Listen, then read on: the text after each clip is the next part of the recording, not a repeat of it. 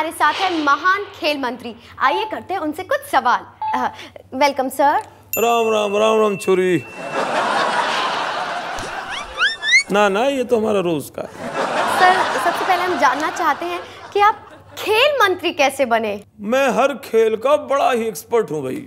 मैंने वोटर्स के विश्वास के साथ खेला हुआ है, देश की सुरक्षा के साथ खेला हुआ है, लोगों की भावनाओं के साथ खेला हुआ है। तो इतना एक्सपर्ट बंदा उनको और कौन मिलने वाला था, तो लो जी मुझे खेल मंत्री बना दिया। दिल्ली में कॉमनवेल्थ गेम्स होने वाले हैं, आप तो बहुत खुश होंगे। भाई सीधी बात है छोरी, कॉमन मैन की वेल्थ हो या कॉमनवेल्थ हो, तो जी मैं खुश नहीं होऊंगा तो क्या ये खिलाड़ी खुश होंगे? सर गेम्स शुरू होने वाले हैं और हमारे पास मेडल्स भी नहीं हैं, और हमारे सुनने में आया है कि आपके डिपार्टमेंट के पास सोना भी नहीं है कि आप मेडल्स बना सके। अब आप क्या करेंगे? छोरी रिलैक्स कर भाई, आप लोगों को जान के खुशी होगी कि खेल मंत्रालय अपना काम कर चुका है। गोल्ड मेडल चाइना में ऑर्डर दे दिए हैं, वो 20-20, 25-25 रुपए के पड़ने वाले हैं। और आप तो जानते ही हो ओलंपिक में सबसे ज्यादा मेडल चाइना ही जीतता है, तो वो जीतेंगे तो उनका गोल्ड उन्हीं को दे देंगे, तो उनको तकलीफ भी नहीं होगी।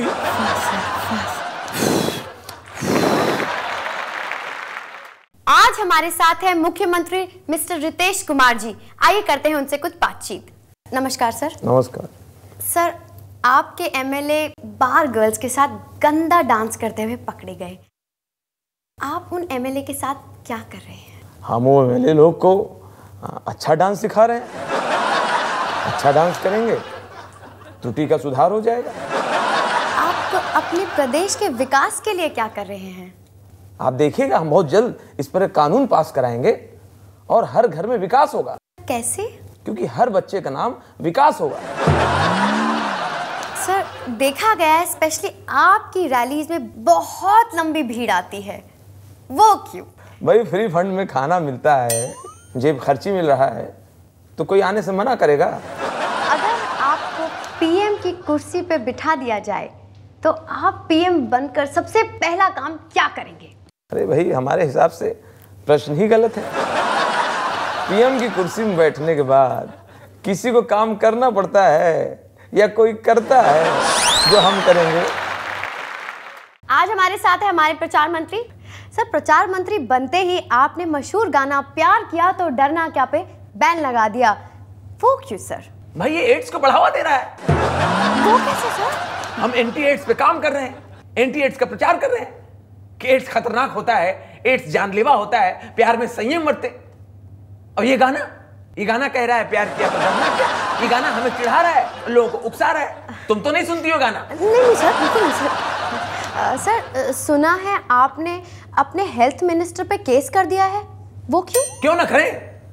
ना करते केस तो क्या करते? एक तरफ तो मंत्री जी कहते हैं कि एड्स से बचना चाहिए, एड्स की रोकथाम कीजिए, और खुद ही विदेश चले जाते हैं फॉरेन एड्स के लिए।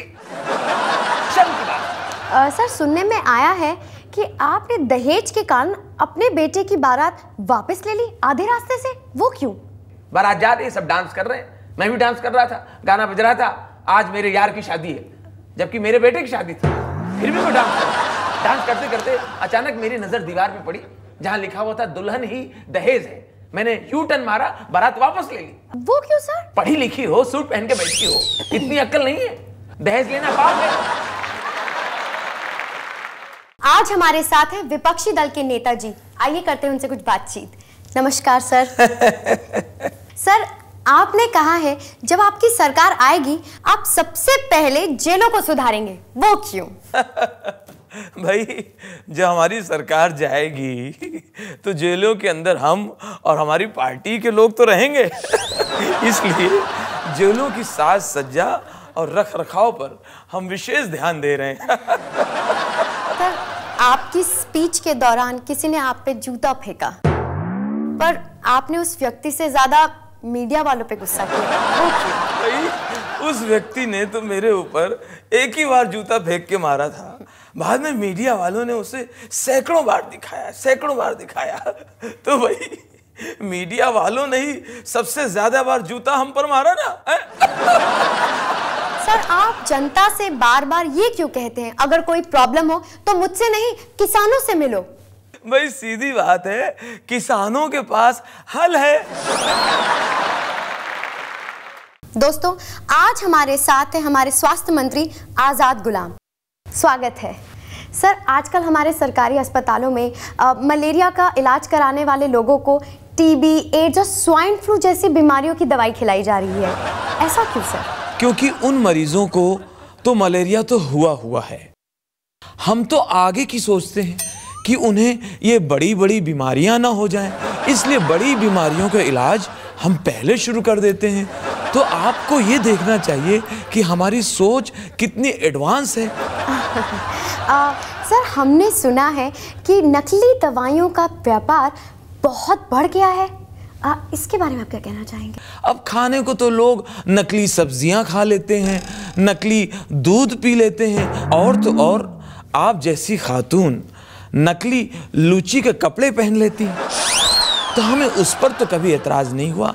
अब अगर कुछ लोगों ने कुछ नकली दवाइयाँ खा ली, नकली गोलियाँ खा ली, तो इसमें क्या समस्या हो गई? सर भगवान ना करे कभी आप बीमार पड़े, पर अगर आप पड़ गए तो क्या आप सरकारी अस्पताल जाएंगे? मोहतरमा ऐसे हमारे नसीब कहाँ। हम तो बीमार हुए, हमारी पार्टी के लोग, हमारे सरकार के लोग हमें फौरन से फौरन भेज देते हैं अपनों से दूर। अब वहाँ गैरों से हमें इलाज कराना होता है। यहाँ के लोग सरकारी अस्पतालों में जो इलाज करवाते हैं, मैंने सुना है उनको बहुत अपनापन मिलता है, तो हम तो ये मिस करते हैं। आज हमारे साथ है मुलायम सिंह जी, जिन्हें कंप्यूटर्स का अभी शौक चढ़ा है। आइए करते हैं उनसे कुछ बातें। सर आपने विंडोज इंस्टॉल किए हैं? हमने अपने घर में सारी विंडो बंद कर दी, क्योंकि उत्तर प्रदेश की जो ममतावती मैडम है, यह कभी भी किसी भी खिड़की से घर में आ जाती और हमारे आदमियों को फोड़ के अपने साथ लेके चली जाती, तो हम बहुत त्रस्त हैं। सर आपको वायरस के बारे में तो पता होगा। अभी मैं उसी का जिक्र कर रहा था आपसे। सर आप नेट यूज करते हैं?